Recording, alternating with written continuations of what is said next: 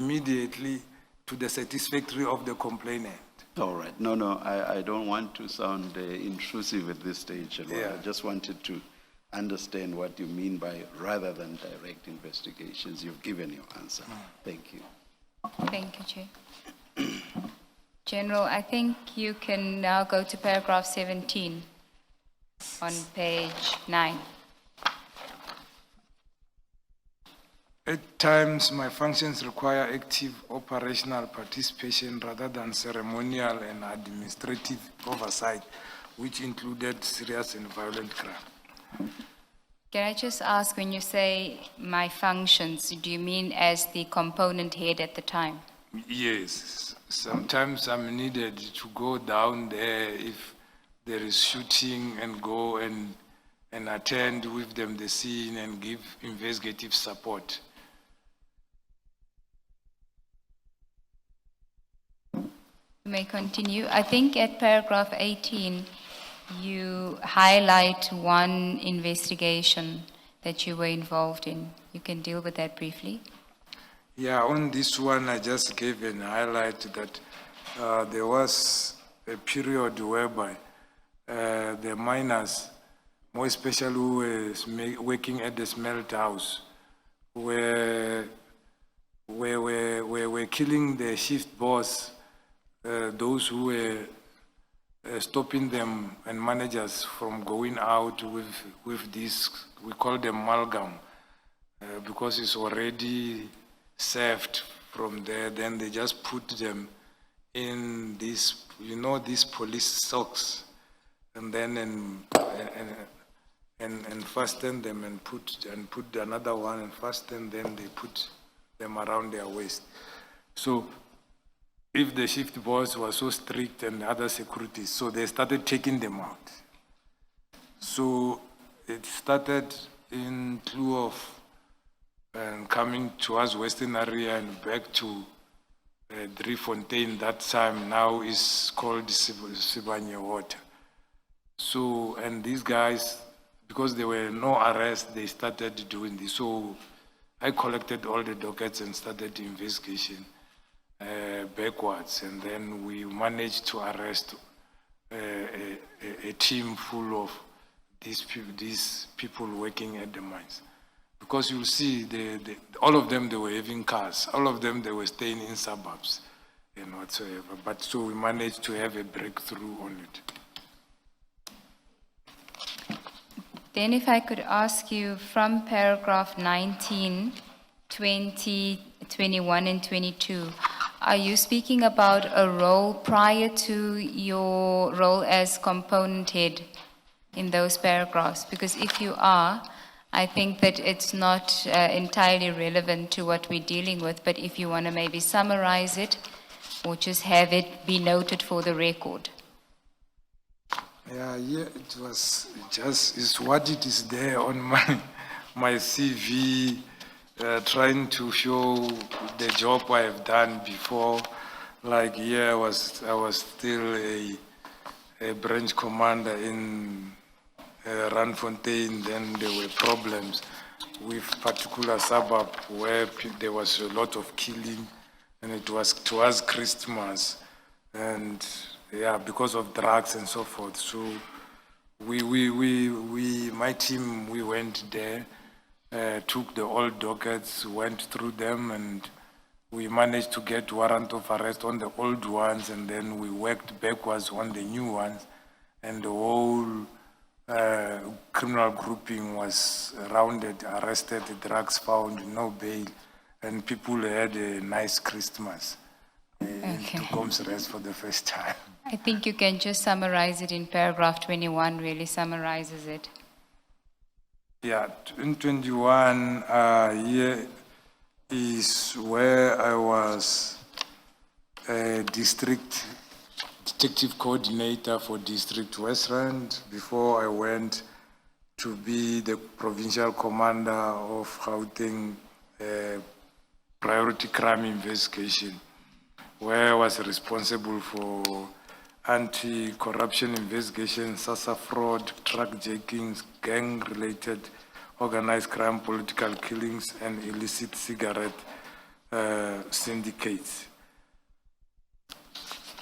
And also there we've been successful in dealing with truck hijacking. More arrests were made there. And also they took us over to incorporate the taxi violence in what we were doing. Can I then ask you if we can go to paragraph 28 on page 12, which deals with your role as the acting Deputy Provincial Commissioner Crime Detection. When were you acting in that? Went on pension, so I was acting on his position for 11 months as a acting Deputy Provincial Commissioner Crime Detection. And my work was involving strategic planning for provincial crime detection, management of all the components within the directorate, oversight, investigative source allocation, operational coordination between specialized units, and performance of monitoring and investigative work. So until Sorry, General, before you Kumar go past that paragraph, I'm interested in 28.2.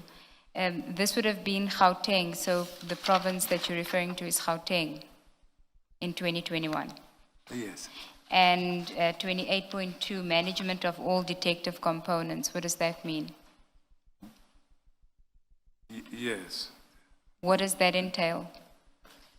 Where I say On page 12, paragraph 28.2, your involvement as... manage all the detective components. So the crime detection as the Deputy Provincial Commissioner responsible for crime detection. Under that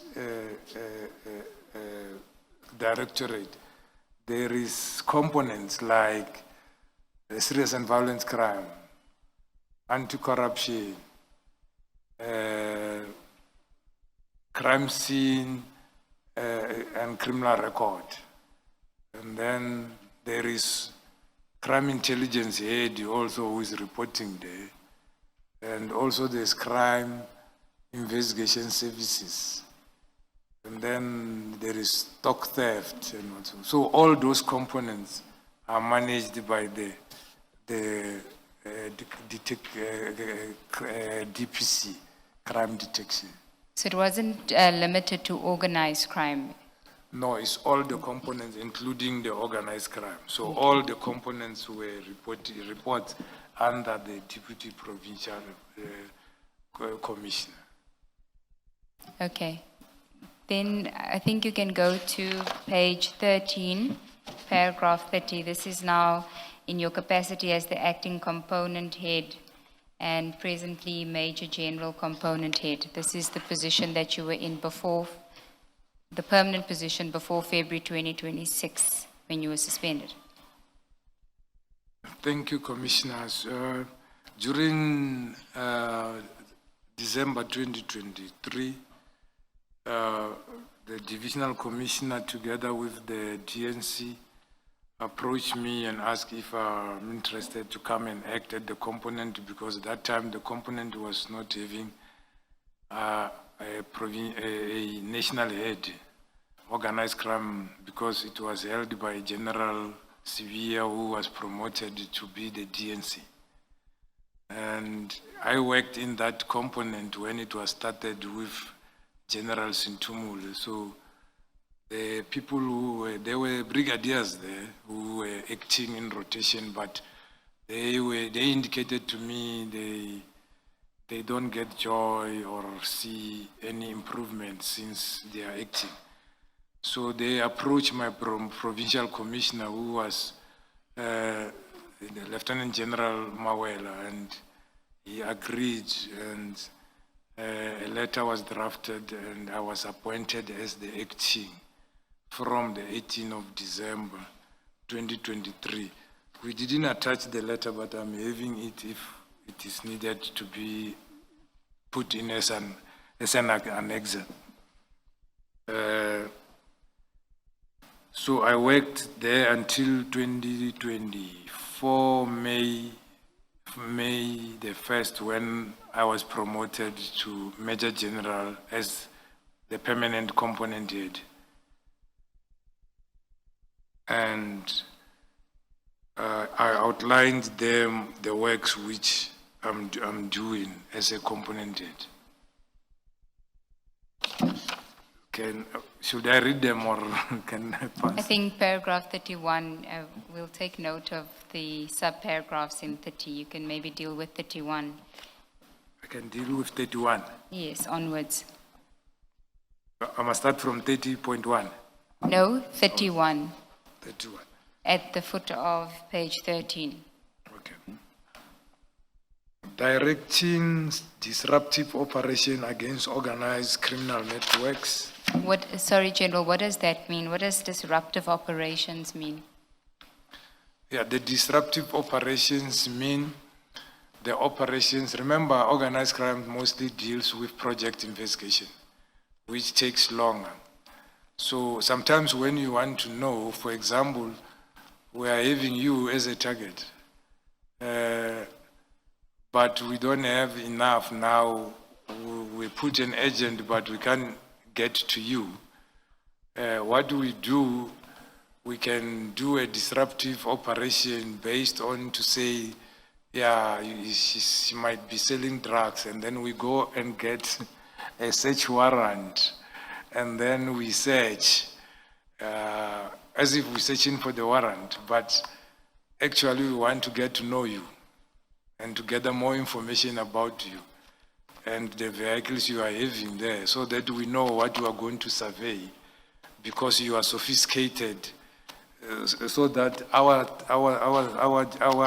agent cannot infiltrate you, or else maybe he will be or she will be the one who is friendly with you during the operation. Our others of us will be so rude with you and whatsoever, and we search, we get whatever we get, and then we can get even your post, and then we will use it later. So those are the strategies. For example, or we know there is drugs sold there, we'll go and get a search warrant, and then we go and search in order to get the drugs. Or we apply for Section 252A, we come and search and arrest. That is where it's a straightforward, we can't get to you. We can just do that. Maybe you are just a street seller or whatever. So it will be a waste of time to register a project. When we register a project, maybe we could have arrested you, got information from you, where are you buying, then put our agent to go with you to go and buy. And then so that you get trust from that particular person, then he can, without you, buy in bulk. Because if you just go by 10 rand, it becomes difficult for us to also institute Poker Act on you, because it is so small, what you are selling. Can you just look at paragraph 31? Is it not meant to be the last paragraph, sub-paragraph of 30? Because it just starts from nowhere and basically ends nowhere. Is it not meant to be one of your functions as acting component head?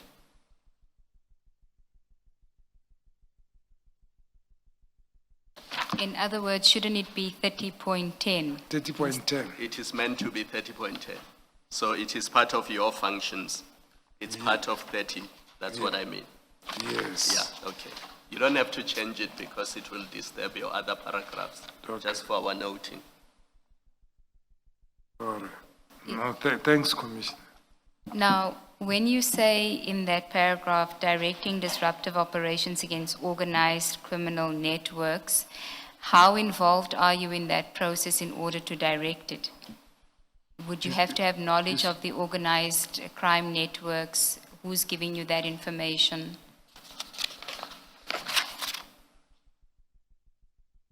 When I said this, on the same page, 31. Correct, yes. So the 31 that it currently is, you say part of your functions in your capacity included directing disruptive operations against organized criminal networks. So I'm asking you about those organized criminal networks. You would have to have knowledge of organized criminal networks in order to be in charge of directing the disruptive operations. So can you just give us an indication, so just an example of, you gave the example of the drug, so you would have to have intimate knowledge about those organizations or those networks, and where are you getting that information from? Yeah. Thank you, Commissioner. As I've indicated, organized crime, we've got provincials and one at the head office. So what happens is, in their districts, each district is having the DOCS, the District Organized Crime Secretariat. So that comes from those stations. So remember, the OCTA process deals with geographic approach and this unconventional approach. So when there is prevalence of a certain crime happening in a station precinct and they can't deal with it, and they can't identify even the market where these commodities which are stolen, they are going. And maybe they arrested one person once and whatever. So they will have to escalate this to register an inquiry file, a threat file. And then it will be discussed at the district, at the DOCS meeting, where they will decide to say, no, let's get a multidisciplinary team, investigators, crime intelligence, and whatsoever. Then they follow. They will go and get all the reported cases and do the crime pattern analysis, the crime threat analysis, and then they come together to say, this fits to be a project. They will register a pre-project and then start looking for these people. So that is where the networks are identified. It starts by the prevalence of reported cases in a precinct. And they are unable to deal with it geographically. Even if they post to those hotspots, still it persists. It moves to, they just displace it in the same precinct and nobody's been arrested, but the cars goes every day. So then we will decide to say, okay, this might be a project. And then we arrested this one, we don't know where they are taking, then maybe this one gave us information to say the guy who is buying these cars is this one, is dismantling it and selling parts. These ones are taken to Mozambique, these ones are taken where.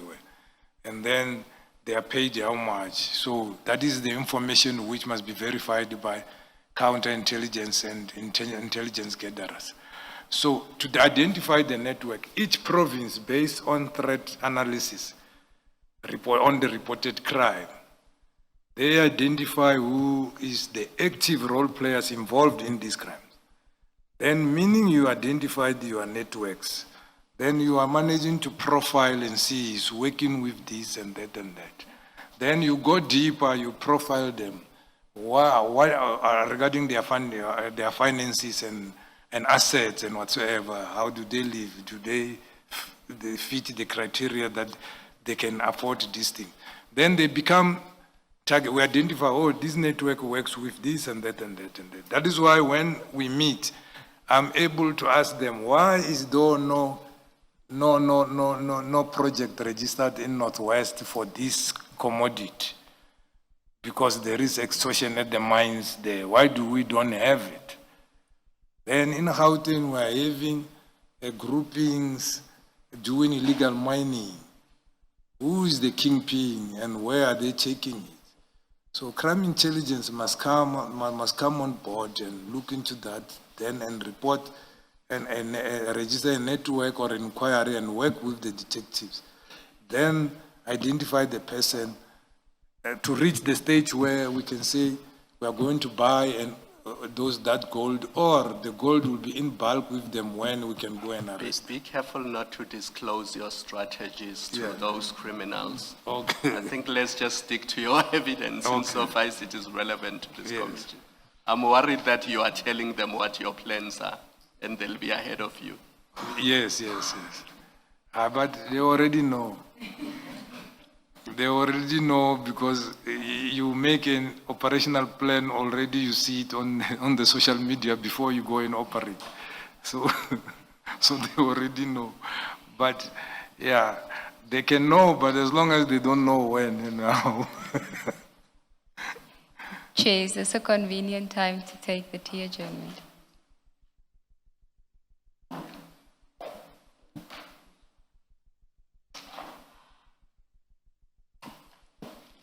I am being directed that we should come back at 20 past. Let's adjourn until 20 past.